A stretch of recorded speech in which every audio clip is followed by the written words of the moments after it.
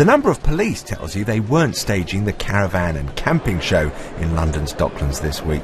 But the weird thing about the Defence and Security Equipment International event is, well, it feels just like any other trade fair until something like this happens. Then you see bullets that have a slogan, "The Sniper's Choice." Apparently snipers are a picky lot, and field guns that look big enough to lob a dustbin into Paris. This is a serious business. Defence is one of the few industries the government thinks could help us export our way out of economic trouble. The UK is, by our estimation, the fourth largest exporting nation in the world, so that's tremendously important. And in fact, in the last 4 or 5 years, I think the UK has moved up a spot or two in those rankings. So again, the UK is doing very well, largely led by exports to Saudi Arabia of aviation and fighter aircraft. According to the government, defence exports are worth £8.8 billion a year now. That's up 62% from 2011. And security exports are important too, £2.7 billion, up 4% over the same time period.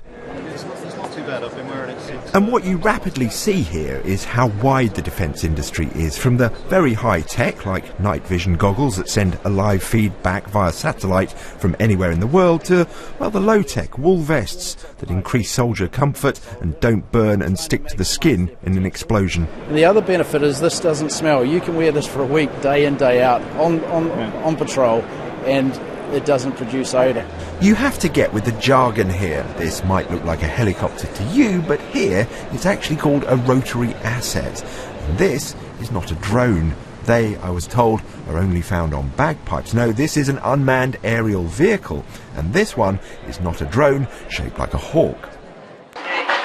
This fair is not open to the public. Protesters are kept at a distance, here putting on their own show of arms. The charge that the event is used to sell illegal weapons is rejected by the organisers.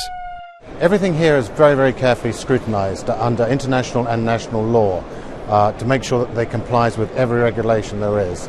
We scrutinise everything alongside Her Majesty's Revenue and Customs to ensure that everything that is on display and is documented here complies with the law of UK and international law. Because the event is in London's Docklands, there's a marine element to it. Warships from Holland, Germany and, for the first time, South Korea. The banner says thanks for British help in the Korean War. Their rather poetic phraseology, "We engrave your names in our hearts with love," although what looked engraved on the hearts of the crew was extreme boredom. Unlike a camping show, you can't just rock up here with your debit card and walk away with the merchandise, although deals are done. Yesterday, the Defence Secretary announced the purchase of £250 million worth of British-made marine missiles.